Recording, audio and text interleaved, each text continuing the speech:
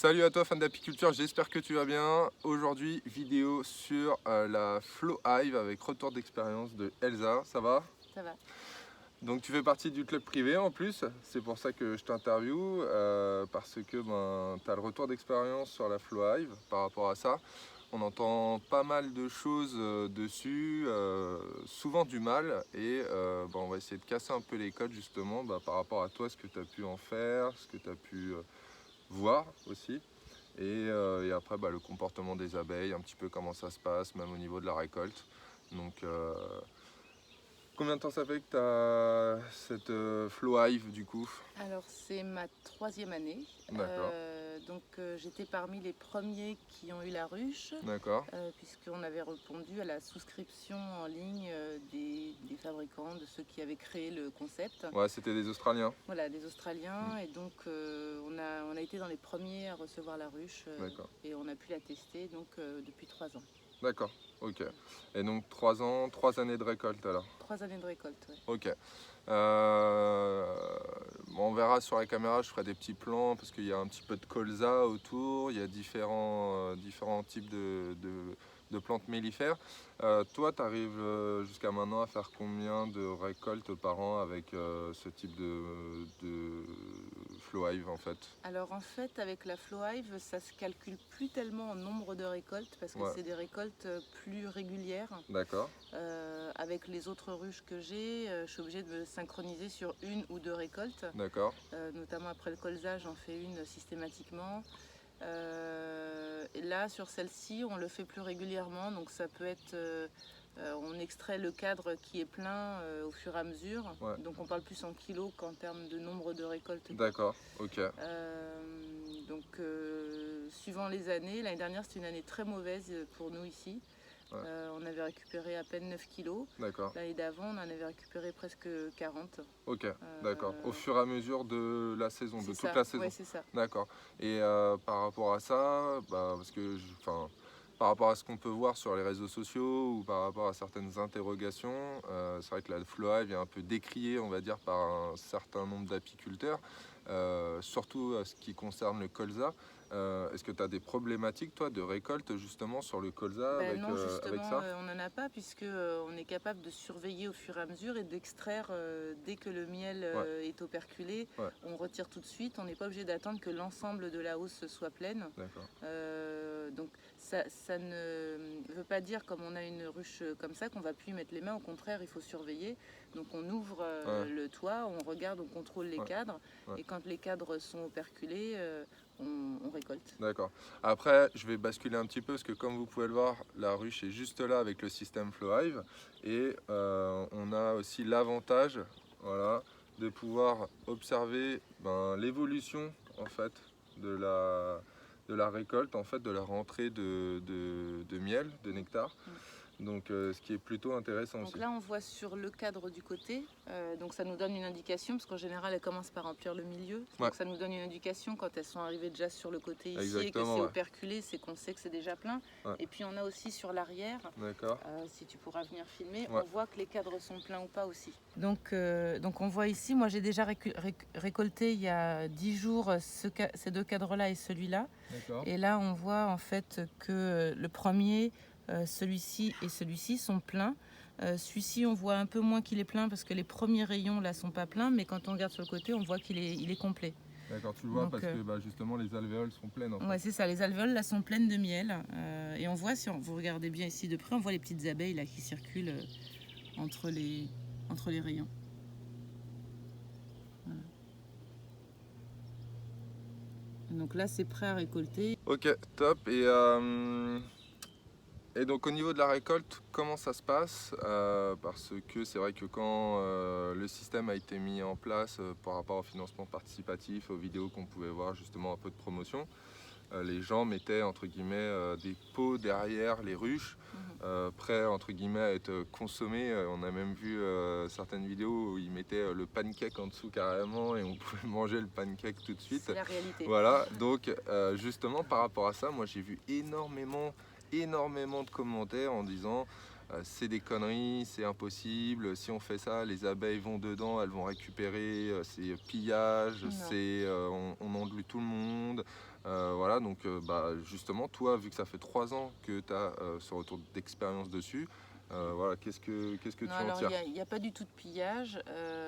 En tout cas, avec là, cette ruche-là, donc avec cet essaim-là qui est en bugfast, il n'y a aucun problème. On peut récupérer Ouais. sans que les abeilles ne réagissent du tout. D'accord, Bon, on pourra filmer un tout à l'heure pour voir. ok, J'avais un autre essaim l'année dernière sur lequel j'avais mis la Flohive, qui était un essaim un peu plus sauvage, où si je laissais complètement le pot ouvert, on avait quelques abeilles qui revenaient derrière et qui essayaient de récupérer un peu du miel, mais Ouais. je me suis jamais fait attaquer en tout cas. d'accord, C'était vraiment 3-4 abeilles. À un moment, comme ça coulait sur un petit moment, j'étais partie manger, j'avais laissé le pot ouvert et je suis revenue, on avait une quinzaine d'abeilles dans le pot qui étaient rentrées dedans. d'accord. Mais j'avais laissé le truc tout seul s'écouler sans surveillance. Ouais, t'avais pas, en fait, tu mets un J'avais pas système de couvert, ouais. capuchon dessus, justement, Bah, pour là, éviter. je l'avais pas mis. D'accord. Donc c'est pour ça. voilà, c'est pour ça qu'elle était revenue. Ouais. Mais là, même sans capuchon, sans rien, avec ces abeilles-là, il n'y a pas de souci, quoi. Ouais, ok, d'accord. Et donc, comme on disait tout à l'heure, donc pas de problème sur le colza en fait. Ça Non. cristallise pas parce que bah, forcément ça reste à température à l'intérieur. C'est ça. Et donc, Donc ça cristalliserait si je le laissais, que je revenais fin août. Là, je pense que ça aurait Ouais, bien sûr. cristallisé. Donc après, bah, ça obligerait à mettre ça dans de l'eau chaude et ouais, à après, perdre le miel. Hein, mais, ouais, voilà, ou après. Ouais. sinon, moi, s'il y avait du colza vraiment, je leur remettrais l'année d'après pour qu'elles le remangent. Et voilà, D'accord, quoi. ok. Ce que j'ai vu aussi des personnes chez qui ça avait cristallisé, ce qu'ils avaient fait, c'est qu'ils avaient remis une housse normale en haut, D'accord, ils avaient mis la flot en bas, d'accord. les abeilles ont été rechercher le miel en bas et le remonter, Remonter, ok. et du coup après ils ont pu le récolter. D'accord, ok. Mais c'était pas sur une cristallisation totale, c'était quelques cellules dans des coins qui étaient pas, Ok. voilà, qui du coup avaient cristallisé et qui pouvaient pas récupérer. D'accord, ok. Au niveau maintenance, entretien, comment ça se passe? Est-ce que tu dois nettoyer tout ce qui va être le système de cellules? Est-ce que... Non, les cellules, on s'en occupe pas du tout. Les Ouais. abeilles se gèrent complètement. Donc, il faut juste le stocker bien au propre pour l'hiver. D'accord, Et puis après, la partie en bas où il y a la zone d'écoulement, ouais, il faut un petit goupillon avec de l'eau pour D'accord. nettoyer. Parce que sinon, le miel qui finit de s'écouler la Ouais. dernière fois où on l'a utilisé d'accord, stagne un petit peu. ok. Et donc, il peut avoir quelques propolis, des petites choses dedans Ouais. qui sont un peu... Parce que ça, Ouais. c'est une zone où les abeilles n'ont pas accès Elles en n'ont fait. pas accès. Non, D'accord. c'est le tuyau. Alors le principe, pour ceux qui ne savent pas comment ça fonctionne, donc les cellules sont composées d'une moitié sur la partie gauche et une moitié sur la partie droite. Et quand on ouvre avec la clé en haut, ça se décale. Voilà, Donc le miel va s'écouler jusqu'en bas dans une rigole où les abeilles n'ont pas du tout accès. Et cette rigole se vide sur l'extérieur. parce que ce qu'il faut rappeler, c'est que c'est des cellules déjà préformées complètement et que c'est synthétique. Donc, du coup, elles ont juste à monter en fait, à remplir les cellules et à operculer en À fait. operculer, c'est Et ça. donc toi, on le verra tout à l'heure lors de la récolte, mais toi tu vas venir avec une clé en fait, casser en fait justement ces cellules, enfin pas les casser mais les translater plutôt, je dirais, comme tu faisais tout à l'heure, donc pour les décaler en haut en bas et faire justement cet écoulement. Est-ce que lorsque tu fais ça, pareil, parce qu'après tu as l'écoulement qui se fait dans le tube et donc on disait donc tu peux récupérer le miel dans les pots. Est-ce que tu as des résidus dessus de cire, Non, dans le miel récolté non, le ou miel ces est choses-là? complètement pur. Complètement pur, Aucun résidu. Non. D'accord, t'as pas besoin de filtre. La cire ne descend pas, elle est vraiment sur la partie superficielle. On ne touche pas la cire.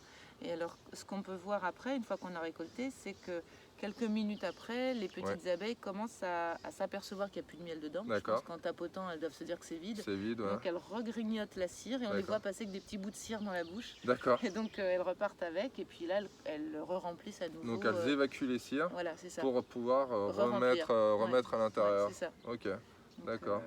Donc non, on n'a aucun contact avec la cire et donc le miel est vraiment propre à la consommation, sans filtrage, sans décantation, sans rien. D'accord. Ok, ouais, donc c'est immédiat. La semaine dernière, on n'avait plus de miel. On a fini les derniers pots qu'on avait. Ouais. Et donc, mon mari m'a demandé d'aller faire une récolte en urgence. Je suis montée pour avoir du miel. Et donc, on a récupéré 1 kilo. Juste voilà, et tout de suite, on avait prêt à voilà. consommer. Tout de donc, suite, on avait le miel. ok, d'accord, super. Voilà. Du coup, par rapport à ça, je vois à ce niveau-là, il me semble que ça doit être une grille à rennes, Oui, tout c'est à ça? fait. Ouais. Donc, Donc ça, c'est important. ouais, c'est ce que j'allais dire. Ouais. Ça, c'est ce qui est préconisé par Bah l'inventeur oui, oui, oui. de Ah oui, la parce que là, Flow-Hive. pour le coup, s'il y avait du couvain dedans, on Ouais, serait très très embêté. d'accord, ouais, parce que Ouais. tu pourrais pas faire Bah, on pourrait justement. pas récolter là pour le coup. Ouais.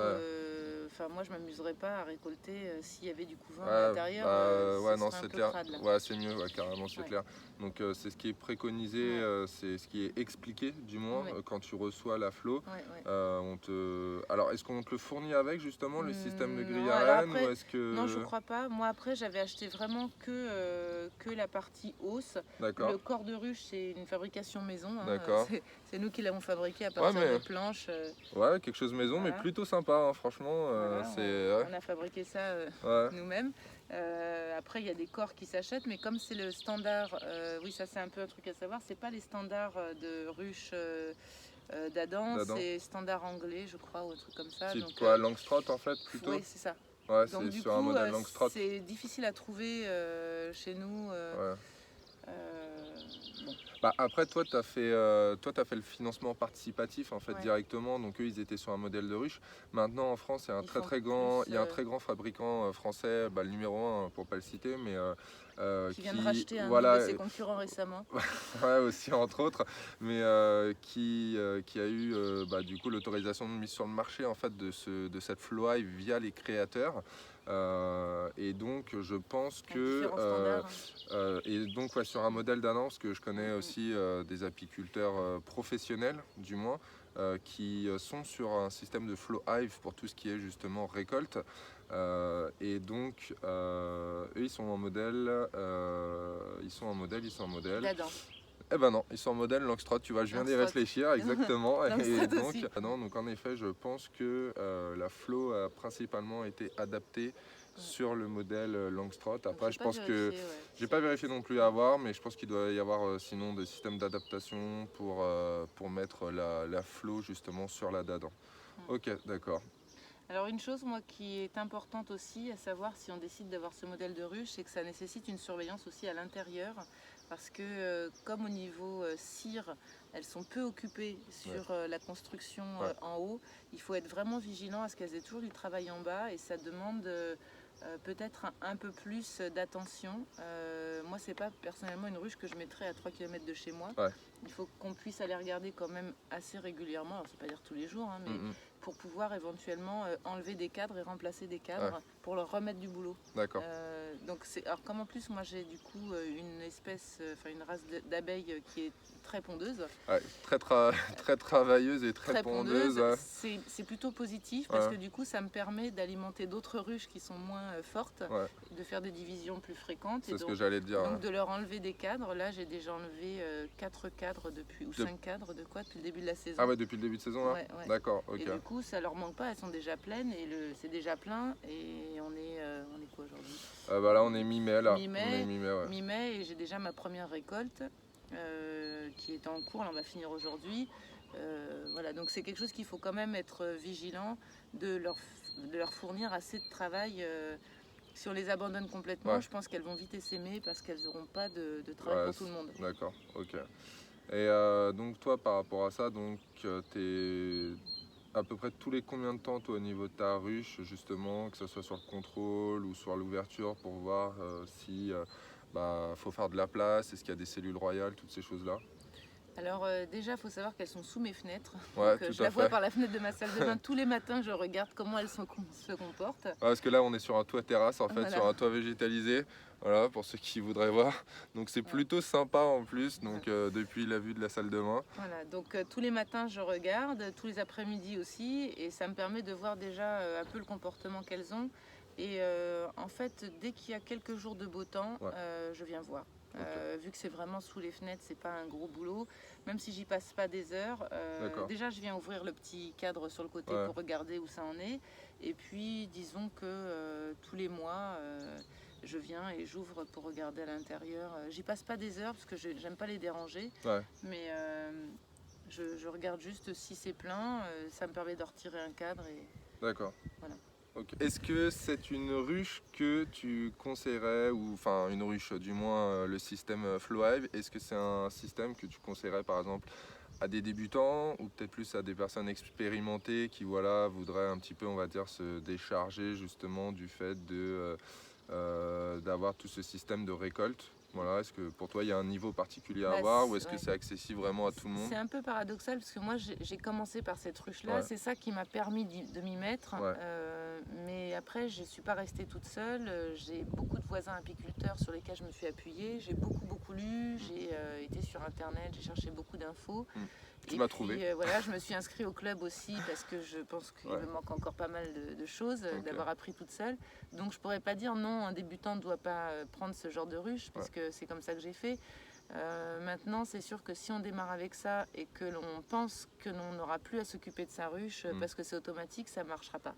Ouais, je pense Ça que ne fonctionnera pas. je pense que c'est ça un peu la problématique aussi, c'est je pense qu'il y a trop de personnes qui ont vu ça en fait en ayant un état d'esprit en se disant bon bah c'est bon, il n'y a plus rien à faire C'est avec ça en l'apiculture fait. pour tout le monde. Et Ouais, non, c'est pas, c'est l'apiculteur.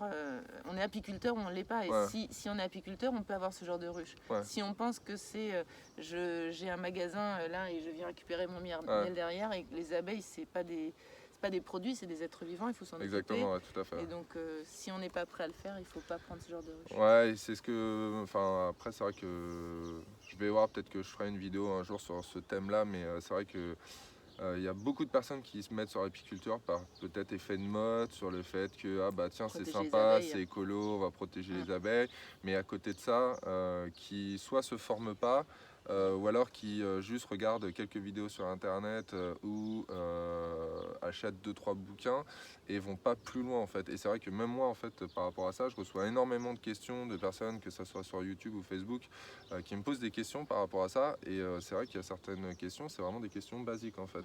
Donc je pense que il faudrait avoir un peu plus de comment dire, pas de reconnaissance, mais un peu plus de conscience, voilà, sur le fait que bah, ça aurait été un animal de compagnie type chien, chat, ou ça aurait été un cheval, ou enfin n'importe quel animal. On aurait eu les associations Sur SPA, le... Brigitte Bardot et tout le monde en fait. Limite on aurait été en prison. Alors qu'en fait, quand on a une ruche ou des ruches et qu'on ne se forme pas et que bah ouais, on prend un essaim, au bout de 6 mois il est crevé, bon bah c'est pas grave, on recommencera l'année prochaine. Et c'est vrai qu'il y a cet effet-là, en fait, je trouve qu'il est un petit peu pervers et sur lequel il faut faire attention. Ouais. Exactement, tu as Alors si raison. c'est pour la protection de l'environnement, il y a d'autres formes d'abeilles. Il y a les abeilles bâtisseuses par exemple. Il y a des petites ruches à insectes qui sont vendues avec des petites abeilles bâtisseuses dessus, livrées tout près. On n'a plus qu'à installer dans le jardin. Ça produit pas de miel, mais ça participe Et à ça la protection de pollinise. l'environnement et ça pollinise tout autant. Ouais, exactement. Ouais. Donc voilà, il y a d'autres choses à faire si on ne se sent pas de se former et puis surtout d'être en contact d'animaux qui piquent. C'est ça exactement, Voilà, ouais, tout à fait, parce que c'est pareil, j'ai d'autres personnes qui me disent ouais je voudrais faire de l'apiculture mais éviter les piqûres. Ouais. Alors là le problème, bon ok on peut bosser avec de la Buckfast et, parce que c'est relativement doux, limite on peut bosser sans gants. Là la preuve, hein, on est à côté, je sais pas si on le verra à la caméra mais voilà il y a pas mal d'entrées et de sorties au niveau de la ruche. Moi quand je fais les vidéos que je suis sur les essaims abeilles noires, bon après c'est pas de l'abeille de race parce que voilà c'était à la base issu d'essaims tout ça. C'est relativement sportif, hein. Donc j'aime pas dire forcément que c'est agressif parce que bah, elles défendent leur territoire et leur maison, on ferait pareil, mais c'est vrai que c'est relativement sportif. Donc ok. Après, même si on est allergique, on peut avoir des abeilles, puisque c'est mon cas. Mais c'est aussi pour ça que j'ai choisi La Buckfast. cette sorte d'abeille qui est plus calme que celle que j'avais auparavant. D'accord. Où, même équipée, elles m'ont piqué 2-3 fois. Ouais. Et c'était un peu plus Ah, chaud. des fois c'est un peu vicelard, ouais. Ça cherche un petit peu les failles entre ça. deux lacets au niveau des chaussures si tu es en basket ou des choses comme ça. Ah non c'est sûr, c'est sûr. On pique à travers les gants même. D'accord, ok. Mais celle-ci beaucoup moins. Enfin, je me suis jamais fait piquer avec celle-là encore. D'accord, ok. Bon, eh ben on va passer à la récolte alors. Allez, on y va, on va vous montrer comment ça se passe. Alors, je vais vous présenter déjà l'ensemble du matériel. Donc on a ici la clé qui est fournie avec le système Flowhive et qui permettra de déloquer les cellules en haut.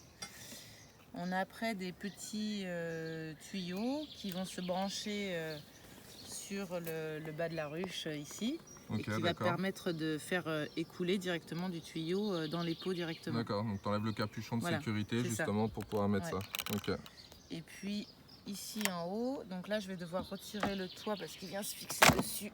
Et donc il n'y a pas de risque que les abeilles ne vont pas sortir puisque j'ai mis un couvre-cadre. D'accord. Et donc là on voit apparaître ici les petits capuchons. J'en ai perdu un mais...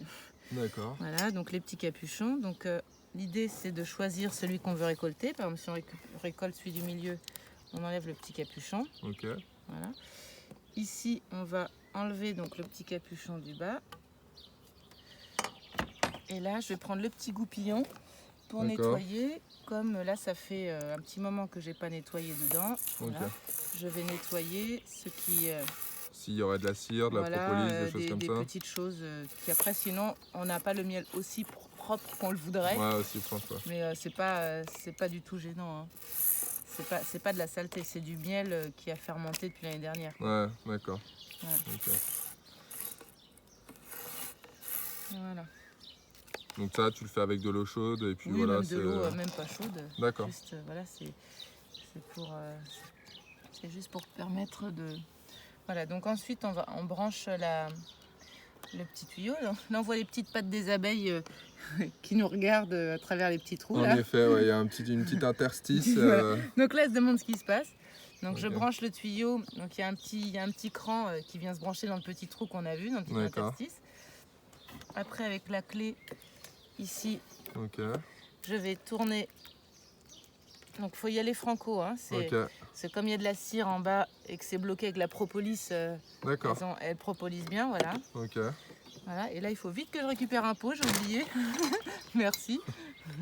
Voilà. Et là, on voit déjà le miel qui va arriver. Ah oui, carrément. Ouais. Voilà. Ouais. Et donc l'idée, c'est si on veut que ça coule un peu plus vite, ça peut être de mettre une petite marche pour surélever l'avant de la ruche. D'accord. Donc je vais le faire pendant que tu filmes ça. Je vais aller chercher un petit truc. Donc on voit bien en plus les alvéoles en haut qui sont en train de se vider là, justement, qui est en train de descendre.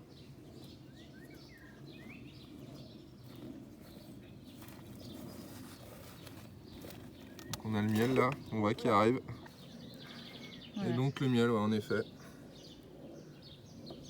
On voit vraiment bien les alvéoles se vider complètement là.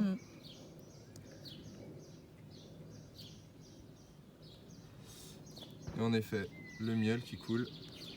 Et qui est tiède. Si on met le doigt... Je peux me permettre? Vas-y. Le miel est tiède et c'est du très très bon miel. C'est excellent, en effet. Et là, c'est le bonheur. C'est l'or jaune. Ouais, en effet, ouais, tu m'étonnes.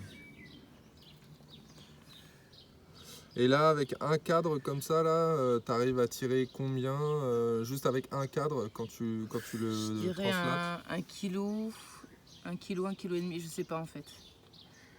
J'ai pas vraiment compté. Ouais, t'as pas compté, non. T'as pas, mais ok, ouais, donc déjà tu arrives à faire une belle... On va voir là ce qui va sortir. Disons que j'insiste jamais pour le vider à fond en fait. Dès que ça commence à moins couler, j'arrête parce que c'est long. Sinon, je pourrais vraiment attendre que ça s'écoule. Ce que j'avais fait la fois où les abeilles avaient attaqué le pot derrière, c'est que j'étais partie en disant je vais attendre que ça coule, j'étais partie manger. Et là, du coup, comme laisser ouvert comme ça, avec, c'était pas des bugfast, mais elles étaient venues récupérer le miel en disant tiens. Et là, c'est vrai qu'on va regarder dans le pot là, mais c'est vrai que il n'y a pas un résidu quoi, c'est vraiment... Il y a des bulles d'air, mais... Ouais, après, les bulles de toute façon, même quand tu es en extraction avec un extracteur... Là, il y a un petit résidu là, hop, voilà, un tout petit truc, mais c'est quelque chose qui devait traîner au fond du tuyau. D'accord. C'est vrai qu'on voit un petit peu d'agitation au niveau de... Là, elles vont commencer à se rendre compte que ça se vide. Et donc là, dans quelques temps, quand elles verront que c'est vide, elles vont revider elles vont re-enlever la cire, puis elles recommenceront à le remplir en fait. D'accord. Là, tu es principalement sur un miel de printemps là quand même. Oui, il y a une partie de colza, mais elles avaient commencé à emmagasiner avant le colza, donc... D'accord. Ah ok, d'accord. Elles avaient déjà bien de la floraison avant dans le coin où t'es là. Ouais, c'était tous les fruitiers. On a eu un petit peu d'acacia, un petit peu, mais pas. C'est vrai que quand je suis arrivé, je regardais, t'as pas mal de cerisiers aussi dans le coin, Ouais, pas mal d'arbres fruitiers, ouais, donc Ah, ça y est, tout ça c'est fini. Et donc ouais. là, on voit qu'il n'y a pas une abeille qui vient derrière. Hein. C'est vrai que tout le monde est devant, là, si on regarde l'avant de la ruche, là, voilà. Que l'on ne nous dise pas, ouais, la ruche était fermée, les abeilles étaient enfermées, ça ne bougeait pas. Non, regardez, c'est pas coupé, c'est réellement, les abeilles sont devant, elles continuent leur job de butinage. Ouais, elles se fichent complètement de ce qui se passe derrière. Exactement, ouais. Alors c'est vrai que, comme tu disais tout à l'heure, je pense que si on reste, voilà, 15-20 minutes sans surveillance la ruche et qu'on part, si elle sent l'odeur, disons s'il y en a une qui passe par là par hasard, et elle va appeler ses copines. Ouais, mais sinon, spontanément, elles ne viennent pas derrière. Ouais.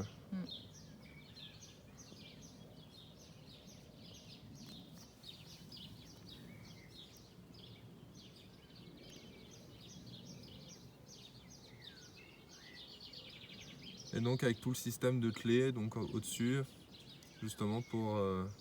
Donc après, une fois que là, tu as fini l'écoulement du miel, comment ça se passe? Tu dois remettre un coup de clé donc en je fait. referme dans l'autre sens, donc je remets la clé au-dessus et je rebaisse le système qui va refermer les alvéoles. À ce moment-là, j'attends jusqu'à ce que ce soit fini d'écouler. Donc c'est là que c'est le plus long en fait.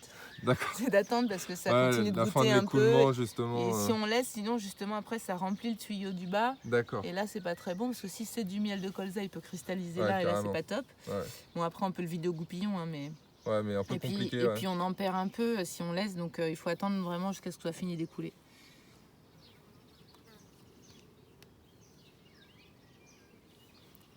Ouais, mais on peut dire qu'il est propre à la consommation immédiatement. Franchement, ouais, je vais te dire, j'ai même déjà vu du miel vendu, moins propre. Du miel, ouais, moins ou décanté. Même extrait à la machine et décanté et avec des fois plus de résidus que ce qu'on peut avoir franchement là dans le pot. Bon là, tu as des particules d'air, des petites bulles d'air, mais bon, ce qui est tout à fait normal hein, quand on fait de l'extraction. Même moi en Varay, quand j'ai fait de l'extraction manuelle à l'écraser, on va dire que forcément tu as un petit peu d'adduction d'air, donc forcément tu as quelques bulles. Mais c'est vrai que ça reste relativement faible par rapport à ce qu'on peut avoir sur quelque chose de mécanique. Donc moi j'aime bien aussi avoir une autre ruche dans laquelle je fais l'extraction, on va dire en méthode standard, classique, parce que ça me permet de récupérer de la cire d'opercule. La cire d'opercule, et avec ça je fais plein de choses, dont les produits cosmétiques. Et là on récupère pas de cire à part de la cire de fonte de cadre. Et qui me sert pour les produits ménagers, mais je vais pas me la mettre sur la figure. Ouais, moins pur que ce que tu vas récupérer sur les cires d'opercule. Une petite abeille qui passe. Je garde quand même. Puis c'est aussi le prix global du système qui fait que j'aurais pas 3 ruches comme ça, quoi. Ouais, parce que toi à l'époque c'était sur le financement participatif, du coup t'étais déjà quoi? C'était déjà dans les $500 après. Ça devait faire 450 €. Ouais, 450, et je sais pas combien c'est aujourd'hui, je me suis pas réintéressée. Il me semble que là maintenant aujourd'hui à l'heure actuelle, de ce que j'avais pu voir, on était autour des quasiment 600, il me semble. Ça fait quelques temps que j'ai pas regardé le tarif de la Flo là en vente actuellement en France, mais c'est vrai qu'on était autour des 500 à peu près. Donc après moi je 600, sais qu'ils m'envoient régulièrement des pubs parce qu'en tant que souscripteur il y a des promotions chaque année ou chaque printemps ils nous envoient des pubs pour avoir le droit à un tarif préférentiel. Mais je pense que j'achèterai pas d'autres ruches. Donc si on veut une Flora, il faut passer par Elsa en fait. Donc j'ai pas regardé les tarifs, je vous dis ça, mais j'ai pas regardé les tarifs. Mais c'est vrai que globalement, si on en a une, c'est vrai que c'est assez sympa, c'est pratique, ça fait du miel immédiatement, on se salit pas les mains, on n'en a pas plein sa cuisine, ça a quand même de gros avantages. J'ai envie de dire aussi, quand tu regardes, alors après, certes, on va parler du prix de la Flo qui va être dans les 500, 600, mais au bout du compte, si tu fais le calcul, de l'extracteur, du bac à désoperculer, tout le matos qu'il te faut, du matos. Après, si tu prends le peigne, les filtres, si tu prends tout le matériel que tu as besoin vraiment pour faire une extraction propre, nickel. En plus, si tu commences à prendre du matériel un petit peu, un extracteur, électrique, avec tout de suite tu Moi, commences c'était à à la chiffrer. main. Voilà, tu commences à chiffrer. Ouais. Donc Disons que pour la flow, tu remets 500 à chaque fois, alors que l'extracteur, tu vas le payer une fois. Donc ça dépend combien tu as de ruches au final. C'est ça. Après, si tu as une ou deux ruches, ça peut valoir le coup. Si tu en veux 5 ou 6, faut se poser la question. Quand même. Non, c'est clair, c'est pas faux. Après, c'est vrai que après, ça dépend aussi de l'espace que tu as, en fait, j'ai envie de dire, parce que moi, tu vois, les apiculteurs professionnels que je connais qui sont uniquement sur des systèmes de flot, en fait, ils n'ont pas de miellerie, en fait. Ils n'ont pas de miellerie parce qu'ils font toute leur récolte comme ça, là. Ils mettent ça. Alors, oui, ils ont le système avec un flexible qui vient sur un bocal avec un pot. sur le bocal avec le pot et ça Troué. tombe, troué et ça tombe dedans directement. Et eux, après, ils repassent, par exemple, je sais pas, je te dis une bêtise, mais 2 heures après, récupérer les pots et après ils s'en vont, quoi. Donc en fait ils ont pas besoin, ils ont une économie de locaux Local, en fait pour le local, parce que ils ont pas besoin d'avoir tout le système de miellerie. Ils ont une économie, voilà, aussi ils ont une économie de matériel, parce que quand tu es apiculteur pro, forcément tu commences à avoir des chaînes d'extraction, des chaînes assez spécifiques et très coûteuses, donc ils ont pas ça non plus. Et en plus, c'est un gain de temps aussi, en fait, parce que tu viens, tu poses tes pots derrière. Des jarres, ils mettent des grosses jarres. Ouais, exactement. Et exactement. Et en fait, tu viens, tu repars, tu fais un autre rucher. Et quand tu reviens, en fait, tu récupères ton miel que tu peux quasiment vendre, en fait, comme ça. Et puis c'est réglé, quoi. Donc c'est clair que au bout du compte. Une des choses qui est intéressante aussi, c'est qu'on ne stresse pas trop les abeilles au niveau de la récolte. Parce que je sais que sur les autres ruches, quand je fais les récoltes, il faut venir la veille, il faut leur mettre un chasse-abeilles. Le lendemain, en général, elles n'aiment pas du tout, parce qu'il en reste toujours un peu sur les cadres, elles n'aiment pas du tout quand on récupère le cadre, il faut les balayer, les enlever, parce que je ne veux pas les ramener dans la maison. Et là, elles sont pas. Enfin là, on peut voir clairement qu'elles sont pas stressées là. Elles vivent leur vie d'abeille, elles continuent. C'est clair là devant là. Elles sont tranquilles, alors que sinon le moment de la récolte. Alors là, on est au printemps en plus, elles sont tranquilles, elles se disent il y en a encore, mais quand on vient récupérer le miel mi-juillet. Et qu'elles sentent qu'il n'y a plus beaucoup à grappiller pour l'automne, elles sont un peu stressées quand on vient retirer la hausse complète. Bien que tu aies quand même pas mal de lierre dans le secteur, parce que j'ai vu là en arrivant avec le village, tout ça, tu as vraiment pas mal d'arbres avec beaucoup de lierre. Donc elles ont quand même, on va dire, par rapport à certaines ruches qui peuvent être plus entre guillemets en ville, ou isolées, elles ont quand même une ressource alimentaire de fin de saison avec le lierre assez abondante. Donc j'imagine si c'était uniquement en ville, quoi. Je vais juste le refaire un coup dans ce sens-là et un coup dans l'autre, pour s'il y en a un peu qui est coincé dans les coins. Je le remets, hop, voilà. Je rouvre et je referme pour que ça redescende. D'accord. Ok. Après, on peut pencher un peu plus. Là, je pense que ça coule plus beaucoup parce que c'est à plat. C'est quasiment à plat. J'ai pas beaucoup levé devant. D'accord. On peut mettre une pente un peu plus grande pour que ça descende plus rapidement. D'accord. Après, toi, tu vides vraiment complètement tout le système, ou est-ce qu'il y a des fois tu laisses un peu dedans histoire que ça vienne se reconstituer Je vide au maximum, mais surtout si c'est du colza. Ouais, surtout le colza. Si c'est pas du colza, dès que ça commence à moins couler, j'arrête. Ouais, t'arrêtes. Ça me fatigue et on sait qu'il y en aura bientôt du nouveau. Donc, ce que t'attends, Donc là, normalement, elles vont commencer à voir que c'est vide. Et elle devrait commencer à grignoter les petites cellules. Ouais, ça commence à se voir. Je sais pas si on va le voir à la caméra, mais c'est vrai que là, on commence à voir les abeilles qui sont sur la cellule, là, sur la bordure. Ce qu'on fera après, c'est qu'on fera celle qui est au beurre. Comme ça, tu pourras filmer leur réaction dans la fenêtre. Carrément. C'est vrai que là, on voit bien.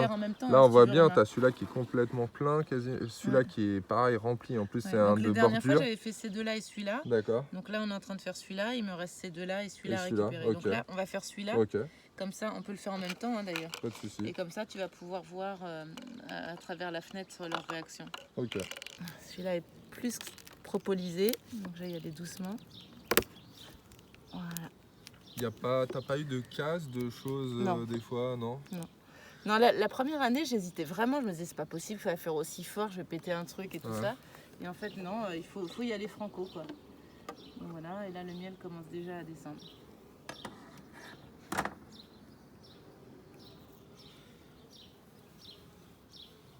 Donc là, si on veut, le tout premier centimètre, je peux le mettre un petit peu ailleurs, là, parce qu'il y a un peu de miel cristallisé dedans. D'accord. Je vais juste un petit peu le récupérer. On voit qu'il y a un petit Ouais, peu en de effet, cristaux dedans. il y a un petit peu quelques déchets, mais c'est léger quand même. Ouais. C'est pas mauvais du tout, c'est juste des cristaux de sucre de l'année dernière. Hein, mais si on veut vraiment être puriste, voilà, on pourrait les mettre de côté. D'accord. Il va pas être perdu. Hein. Ouais, je me doute, ouais. Ouais. Bon, je vais le faire parce que nous, ça nous dérange pas de le manger. Ouais. Dans le thé, il va être très Ouais, bien. pas de souci. Mais... Attention, là c'est bon, tout le monde te voit. Il est vraiment très bon. Et là, c'est vrai que sur le côté, donc tu as mis le coup de clé, donc tu as translaté tout ce qui était cellules. Il se passe Alors rien à là, l'extérieur. ouais, il se passe vraiment rien. Alors on a un léger reflet, hein, malheureusement, là sur la vitre avec la vidéo. Bon, ça c'est pas grave, mais on arrive quand même à voir ce qui se passe derrière. Et c'est vrai que c'est totalement calme. Il n'y a absolument rien qui se passe pour le moment. Il n'y a aucun stress, quoi. On continue notre petite vie, vraiment. Il y a un peu plus d'impureté sur celui-là, tu vois. Regarde. Je pense qu'au fond, tout au bout, là où j'ai pas pu nettoyer, il y avait peut-être un tout petit peu de cire. Mais bon, moi ça me dérange pas du tout là, pour mettre dans mon miel. Du coup, ça se vide complètement, comme tout à l'heure.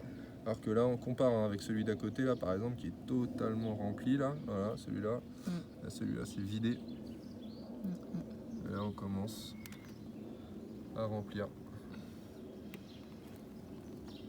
Ah, là, il y avait un morceau un peu cristallisé. Tu vois, comme je t'avais dit, c'est du colza.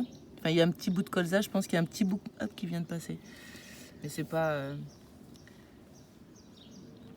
Parce qu'il est déjà plein, celui-là, depuis une quinzaine de jours, en fait. Alors, c'est vrai que tu as été sympa, tu as attendu un petit peu avant de tout récolter.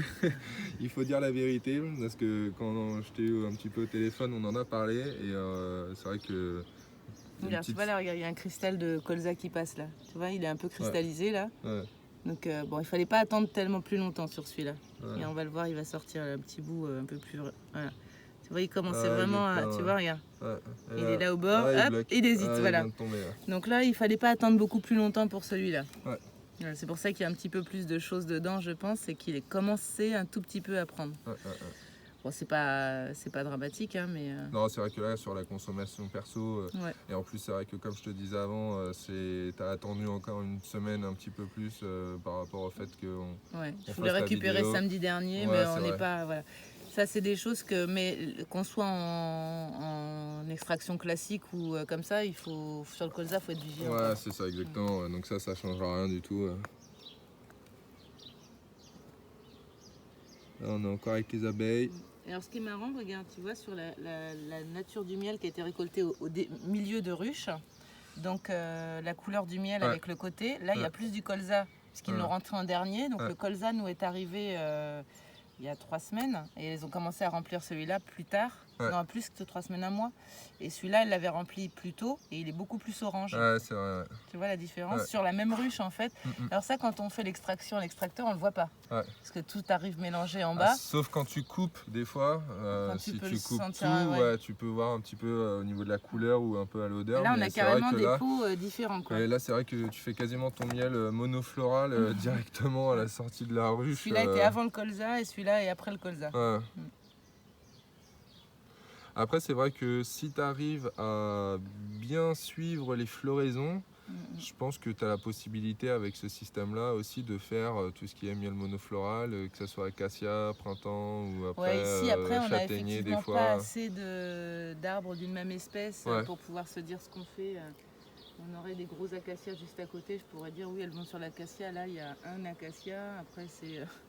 C'est très mélangé. C'est pour ça que tu mets sur miel de printemps directement, comme ça tu fais une récolte un peu plus... Et c'est vrai que ce pot-là, pourtant on est à peu près pareil au niveau du volume, j'ai l'impression qu'il se remplit beaucoup plus vite que l'autre en fait. Bah, il n'est pas composé du même type de miel, donc il doit moins accrocher, je sais pas.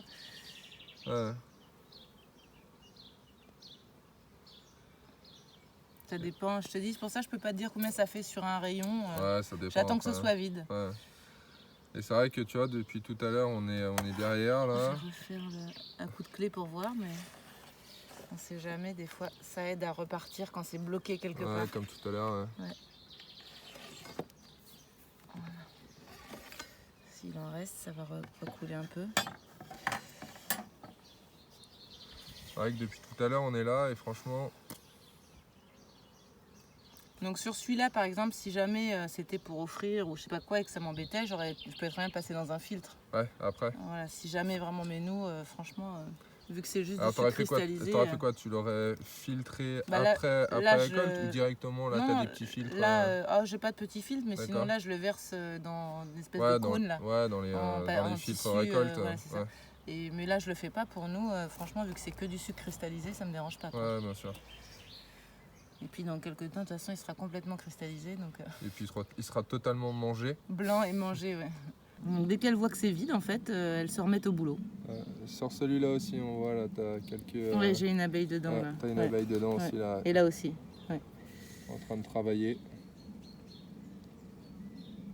Alors moi, je passerai des heures à les regarder faire, mais.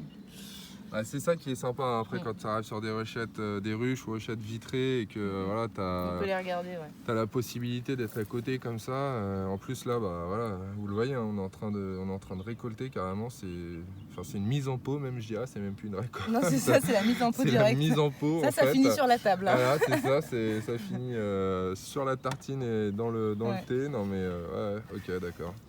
Manquerait plus que le petit parasol. Et un panaché. Ouais, ça peut être pas mal. C'est vraiment top comme système. Donc après, moi, je note ce que j'ai récolté dans mon petit cahier d'apiculture. D'accord. Je note les numéros à chaque fois pour me souvenir, parce que faut pas que je les récolte 2 fois de suite. Ouais. Voilà, donc là, je sais que j'ai fait ces 2-là. Aujourd'hui, normalement, je vais tous les avoir fait une fois. Mais il faut que je note les dates pour savoir que la prochaine fois, ceux-là, normalement, que j'avais fait il y a 15 jours, seront prêts avant, quoi. On a une qui est passée. Ouais, une coquine. Elle s'est même pas arrêtée. Elle s'est pas arrêtée. On en a une qui est passée qui ne s'est pas arrêtée. D'accord, ok. Parfois, on a des mâles aussi qui viennent voir. Ok. Quelques mâles, eux, ils sont. Moi, je crains pas comme ils piquent pas. Non, Mais... c'est clair. Et du coup, tu regardes assez souvent pour voir justement le remplissage, pour être sûr que tu laisses de la place aux abeilles pour remettre du nectar et faire du miel. Ouais, je te disais, donc je surveille. Par rapport à ton carnet sur les autres années, tu fais à peu près tous les combien de temps là, la récolte comme ça, une extraction. Là, en fait, c'est très variable. Très variable. L'année dernière, par exemple, le colza avait fini super tôt.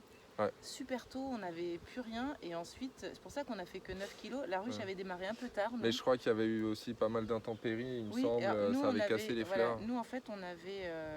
Ma ruche l'année dernière avait démarré, dans le sens thermis de l'hiver, à pondre et tout ça assez tard. Ouais. Et elle s'est mise à être prête au moment où le colza était quasiment en train de finir. D'accord. Donc on a eu un tout petit peu de colza et puis après des fleurs du voisinage. C'est pour ça qu'on a fait que 9 kilos en tout. D'accord. Donc sinon je viens surveiller tous les 4-5 jours. Je monte sur le toit là et puis je regarde où ça en est. J'ouvre derrière et puis je contrôle le remplissage ici.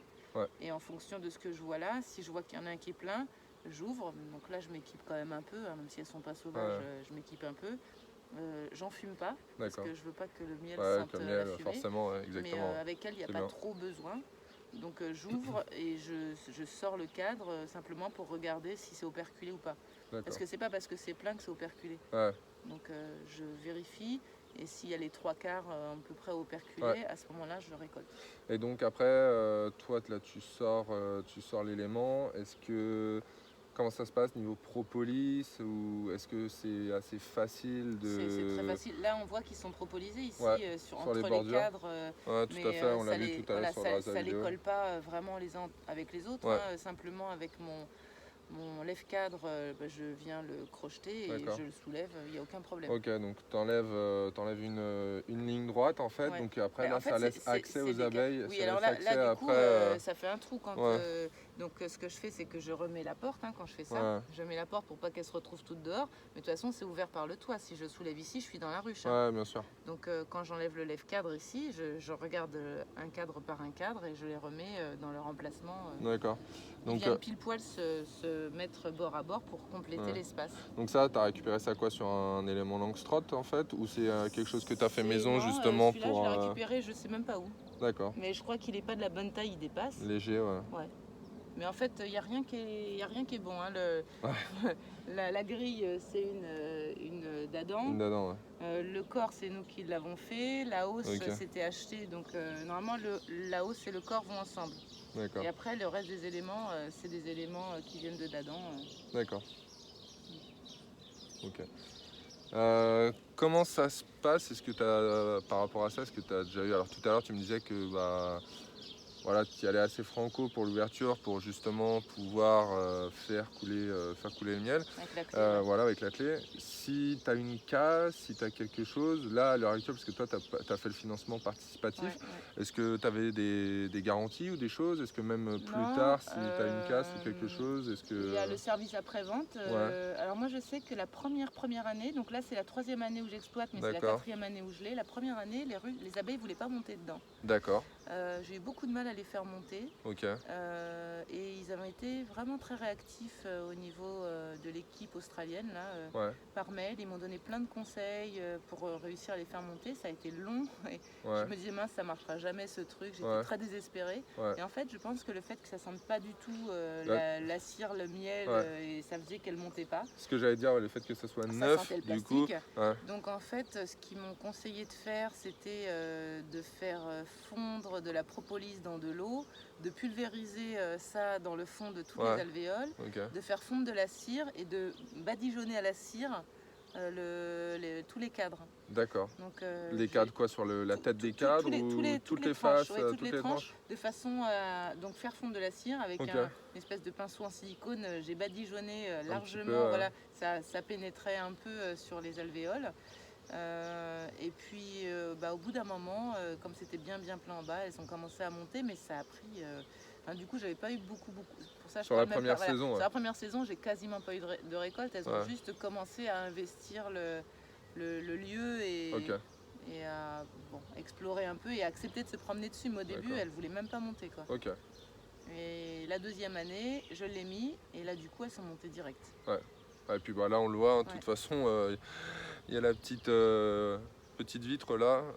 Là c'est très largement monté. De toute façon, Ouais. on voit aussi là le pot qui est rempli en quoi. On n'a même pas regardé le temps en fait, mais depuis tout à l'heure qu'on discute avec, Ouais, je vais avec la changer de pot caméra. bientôt, là. Ouais. Mais allez, ça fait peut-être quoi?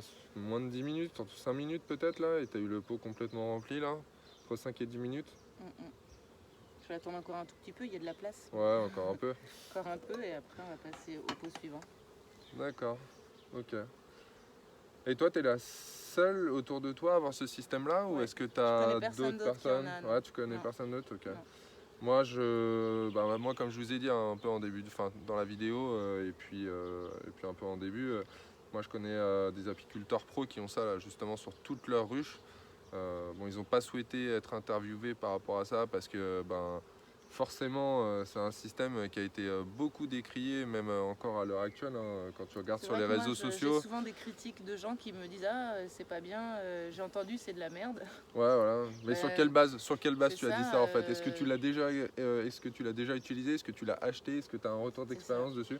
Il y a plein de gens en fait. Je pense que voilà, c'est pareil, on verra, hein, mais je pense qu'il y aura quand même des commentaires et peut-être que ça sera un petit peu décrié, que ce soit sur YouTube ou les réseaux sociaux. Mais en tout cas, on en a la preuve là à l'heure actuelle et c'est pour ça que je voulais vous faire la vidéo pour vous montrer que il y a d'autres choses qui existent, voilà, même si c'est des choses récentes et ok, d'accord. Alors, comment dire, ce qu'on appelle la hausse, c'est certes des cellules en plastique, mais on ne pourra pas venir me dire que oui, c'est du plastique, c'est pas naturel, c'est de la merde, parce que il y a déjà pas mal d'apiculteurs et aussi des apiculteurs pros maintenant qui utilisent des cadres en fait, Cadres en voilà, plastique, ouais. qui utilisent des cadres en plastique, Voilà, donc je pense que entre utiliser un cadre plastique voilà, et laisser bâtir et faire ça, ou ce système-là, moi je pense que je m'orienterais plus peut-être même sur une flow hive en fait, parce que ben tout simplement on voit le résultat, hein. Il y a pas, enfin je veux dire, il n'y a pas besoin de décrier, de dire que c'est pas efficace, que ça fonctionne pas, que tout est cassé, propolisé, avec la cire c'est impossible. On en a la preuve, voilà. Et après, moi je me suis beaucoup posé la question sur le plastique parce que Ouais. on est nous une famille zéro déchet, zéro Ouais. plastique. Donc c'est vrai que ça va à l'encontre de mes préceptes, on va Ouais. dire. On a remplacé tous nos contenants plastiques par des contenants verts, Vert. par exemple, chez Ouais. nous. Là, un des problèmes du plastique, c'est souvent quand il est chauffé, où ça migre les particules du plastique Ouais. dans la nourriture, Ouais. par exemple. Là, c'est à température de la ruche, mais ça monte pas au-dessus de 40 degrés. Ouais. Et puis, ça y reste quand même très peu de temps. Le miel va rester dans les alvéoles 3 semaines, 4 semaines, En effet, allez, ouais. 5 semaines maximum, et après on récolte. Ouais. Donc, c'est très peu de temps dedans. Ouais. Par rapport à du miel qui est acheté dans des pots en plastique, par exemple, Exactement, encore ouais. régulièrement, Malheureusement. voilà, je vois pas trop L'intérêt. l'intérêt, mais voilà, je change de pot pendant que je vous parle. Hop, on arrive sur la fin de ce pot-là, donc voilà ce qu'on a récupéré sur un cadre. Je pense qu'on est largement au-dessus du kilo sur ce pot-là. Ouais, on doit. Déjà, c'est pas un pot aux normes, on va dire. C'est un pot de compote. Voilà, c'est ça. Mais là, ouais, On est très sur 1,5 franchement, kg, je pense. on est sur une belle quantité là. Ouais. Donc, Donc voilà, après, moi je prends pas par exemple les fonds de ruche en plastique, les toits en plastique, je reste sur du bois, sur Ouais. tout ce que je peux. Sur ce système-là, c'est clair qu'il n'existe pas autrement qu'en plastique. Ouais, bien sûr. Donc voilà. Bah, il c'est faut- après, de toute façon, c'est via le mécanisme qui est créé. Ouais, Donc, ouais. si tu veux translater justement ce système d'alvéole pour avoir cet écoulement, voilà, je pense que c'est ce qu'ils ont trouvé de mieux. Et je pense que voilà, c'est un système qui a été quand même réfléchi et étudié. Donc voilà. Ah. Et puis, c'est vrai qu'en France, on a quand même ce côté assez puritain, assez traditionnel, j'ai envie de dire, sur l'apiculture, qui est assez compliqué à faire bouger. Voilà. Parce que on voit certains pays, en France, je suis pas sûr qu'il y ait énormément d'engouement sur le financement participatif de la flow hive. Il y a eu des commandes, mais je pense pas aussi nombreuses que certains autres pays, en fait. Ah ouais, En ouais, on Europe, avait beaucoup d'Anglais, voilà, beaucoup d'Américains, c'est ça, beaucoup exact. d'Australiens, Canadiens aussi, je crois qu'il y avait Canadiens, oui, eu. beaucoup. Voilà, donc il n'y a pas eu Non, autant de sur le forum, participatifs. Ouais. sur le forum, puisqu'il y a un forum fait par Flowhive pour les personnes qui étaient au démarrage D'accord. dans le financement participatif, ils ont mis des forums à disposition sur Ouais. leur site. On était très peu de Français. Ouais.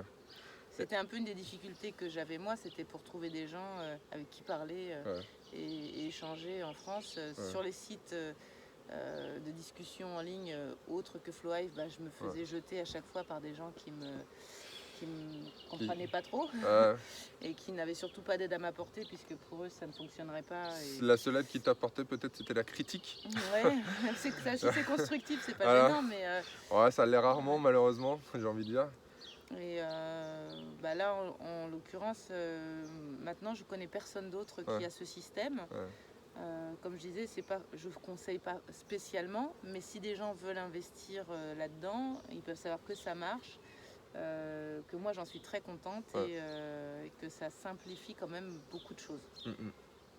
Surtout si tu as très peu de place et que tu n'as pas forcément d'accès pour une miellerie aussi, je pense. Sinon c'est ma cuisine. Voilà, c'est ça exactement. Et le ménage après. C'est ça.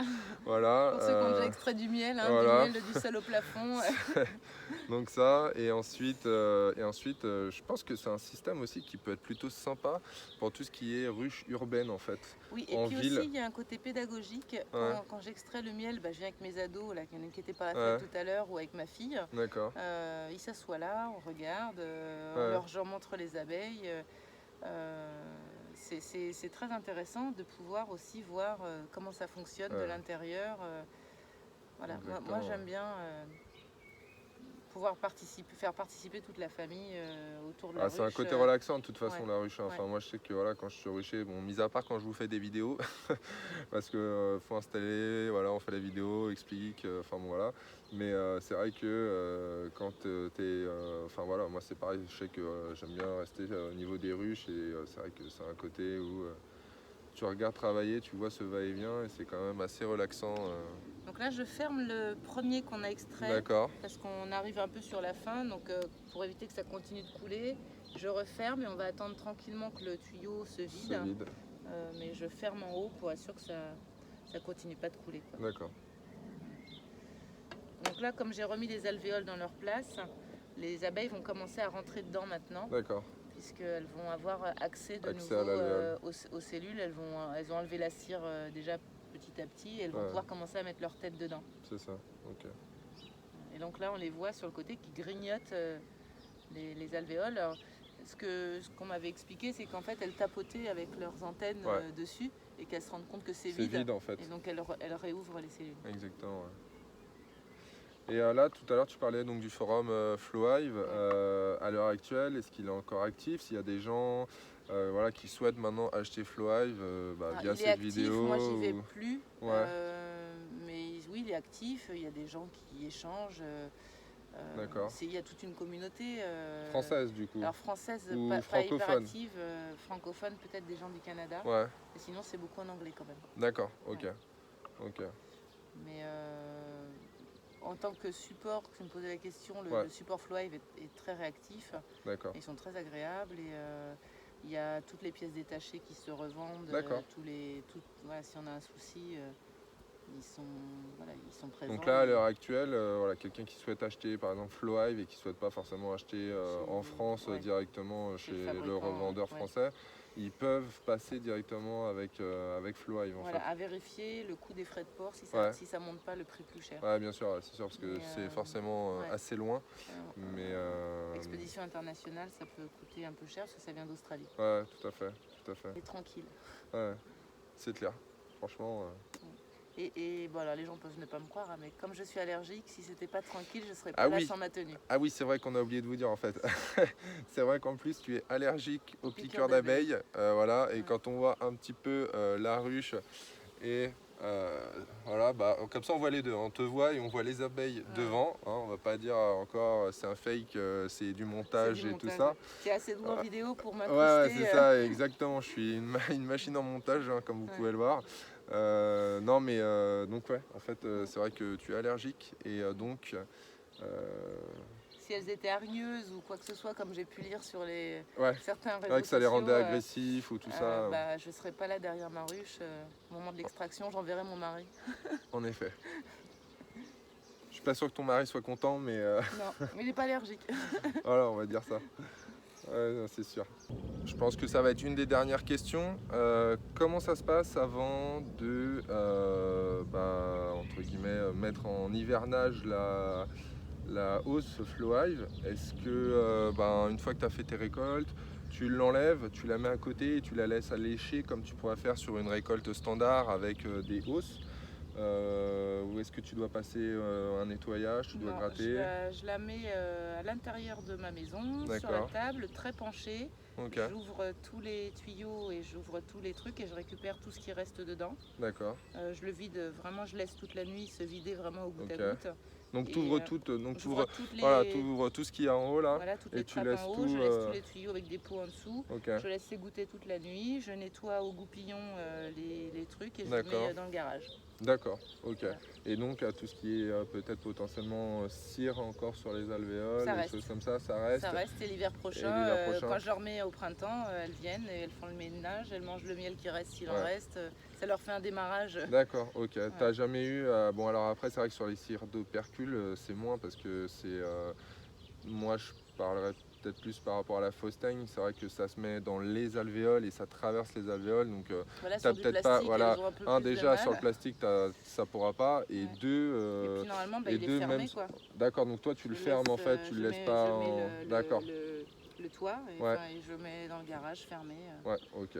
Très bien, donc ouais, t'as pas de souci même sur les cires d'opercule Non. dessus. Alors là, il me manque un petit capuchon, Ouais, c'est ce mais que tu normalement, il y a des petits capuchons qui Un petit ferment peu en partout, haut, qui font que il n'y a aucun accès possible. Ouais. Une fois qu'on a couvert le haut, il n'y a aucun accès possible. Et même D'accord. si on ouvre ici, normalement, elles n'ont pas accès direct, quoi. Pas dire de bêtises, hein, ça se trouve, elles ont accès, mais ouais, si on les voit un peu, elles passent Ouais. par-dessus un petit peu. Là. Ouais, sur les têtes, parce que Ouais, je sur sais, les moi têtes j'ai de déjà vu terre, le système là chez avec qui voilà, en apiculteur pro là, et c'est vrai que sur certains là, tu as Elles montent, un léger ouais. jeu en fait en Ouais. partie haute et tu peux avoir, elles peuvent J'ai avoir vu quelques abeilles en haut. ouais. Mais normalement, Mais on n'a bon pas après de ouais teigne, on n'a pas d'insectes. ouais. D'accord. Puis je le laisse en Ok. intérieur, je le laisse pas dehors. Ouais, ok, d'accord, super. Je vais refermer un peu celui-là et le rouvrir aussi pour aider à glisser. Hop, je le rouvre. Une fois qu'il y a un petit caillou. Ouais, c'est toujours pas la guerre hein, au niveau des cellules, là ça désopercule pas, voilà. Et puis ben c'est toujours pareil, toujours aussi calme. Franchement c'est super. Là, voilà, là il y a une abeille qui s'est refoutue dedans, celle que je viens de fermer là-haut. En Donc là il y a effet. une abeille dedans. En effet, ouais, il y a une abeille. Donc là elle vient se poser des questions, elle va commencer à renettoyer et re-remplir. Ouais, donc là on arrive sur la partie on va dire la plus embêtante de l'extraction avec la Flo, c'est la fin. C'est-à-dire savoir gérer le miel qui se trouve encore là et dans le tunnel qui se trouve derrière. Ouais. Donc si on enlève comme ça, en gros, ça va commencer à couler partout. Donc je mets vite le petit bouchon. Ouais. Ah voilà, ça y est, on est foutu partout. Et justement, il y a une petite abeille qui vient manger. Donc on va la laisser manger. On va pas appeler ses copines tout de suite, j'espère. Et donc là, il faut le faire couler. Okay. Et ensuite, le miel va rester là-dedans. Comme je dois repasser cet après-midi, moi, pour faire les autres, à ce moment-là, je ferai recouler ce qui reste avec le capuchon. C'est la partie la moins drôle, parce que quand on veut arrêter, il faut vraiment attendre que ça ait fini de s'écouler. D'accord. Donc ce qui est important pour que ça s'écoule, c'est faire ce qu'on a fait au début, c'est-à-dire mettre une petite plaque de quelque chose sur l'avant de la ruche pour la pencher un peu en arrière, parce que sinon c'est plat. Donc forcément ça ne s'écoule pas. Là, il y a une toute petite pente qui n'est pas énorme, j'aurais pu soulever un peu plus et ça s'écoulerait un peu plus vite. Quoi. Ok, d'accord. Mais là, on peut voir sur celle-ci, on a récupéré ce gros pot là, il y a encore celui-là qui est en train de couler et ça coule encore à gros flot, donc celle-ci n'est pas prête de s'arrêter. Là, je vais fermer ce pot là parce qu'il y a une abeille dessus. J'espère que si on s'en va, que les abeilles vont pas trouver celui-là, parce que ça, c'est le risque. S'il y a une abeille qui vient goûter par hasard comme ça et qui appelle ses copines, qu'elles peuvent descendre et se noyer dedans. C'est pas pour nous agresser, elles ne nous agressent pas, mais elles peuvent trouver ça très très bon et se noyer. Surtout dommage. Si tu laisses en fait en pot, en ouverture comme ça, et que toi tu t'en vas, t'as pas de surveillance en fait. Parce que là, si je l'enlève, elle va pas revenir. Hein. Tout à l'heure, on en a eu une. Je l'ai enlevée, elle est pas revenue. Exactement, tout à fait. Voilà. Ok. Donc là, c'est fini pour celle-ci. Ça va s'accumuler doucement derrière et puis je viendrai plus tard le récupérer ce qui reste dedans. Celui-là, je vais le laisser couler. Je vais juste faire un petit peu comme ça, comme il n'y a pas trop de vent. Je vais un petit peu mettre ça pour éviter qu'il y ait trop d'abeilles qui passent dans le coin. En cas de visite. Voilà. Parce que pour le moment, il n'y a pas eu de visite. Il y en a une là, mais si tu peux me trouver un capuchon. Ouais, pas de souci. Après, c'est vrai que du coup, une fois que tu en as une en général qui a trouvé le filon. Ouais, qui a trouvé le filon, après, c'est vrai que ça peut venir. Donc ça, elle peut rester dehors, c'est pas gênant. Ouais. Et voilà. Ou alors, sinon, ce que tu peux faire, si elle trouve le filon comme ça, c'est prendre le pot, le déplacer à l'opposé en fait de la hive, et vu qu'elle va repartir ensuite de la ruche, le positionnement sera plus le même par rapport à. Oui, elle va indiquer où se trouve le. Ah, exactement. Parce que tu vois, vu que là, elle est là, si elle repart après de l'autre côté. Ça peut être une chose faisable quand tu es sur des petits pots comme ça. Okay. Mais sinon, ce que je fais, moi, c'est... Voilà. Elle va partir, elle va s'en aller, elle va pas revenir, normalement. Bon, bah écoutez, je pense qu'on a fait le tour de la Flo Hive, en tout cas au niveau des questions, au niveau de la découverte que je voulais vous apporter sur la chaîne, justement, par rapport à ça. Cette peut-être ouverture d'esprit pour certains. Et puis, en tout cas, Elsa, merci à toi de m'avoir accueilli. Nous, on se reverra de toute façon via le club privé sur les coachings communs mensuels. Voilà, c'est ça. Donc ça, c'est pas un souci. Si c'est pas déjà fait pour toi, n'hésite pas à liker la chaîne, à nous rejoindre, à t'abonner sur Facebook, YouTube ou Instagram. Tu as aussi dans la description en dessous de la vidéo tout ce qui va être les différentes formations, le club privé, là où est Elsa actuellement avec d'autres participants. Et puis encore un grand merci pour cette découverte, pour m'avoir accueilli chez toi, nous avoir fait découvrir la Flo Hive. Et puis moi je vous dis à la prochaine vidéo. Ciao ciao. Et si vous avez des questions sur le club privé, on y répond. Voilà.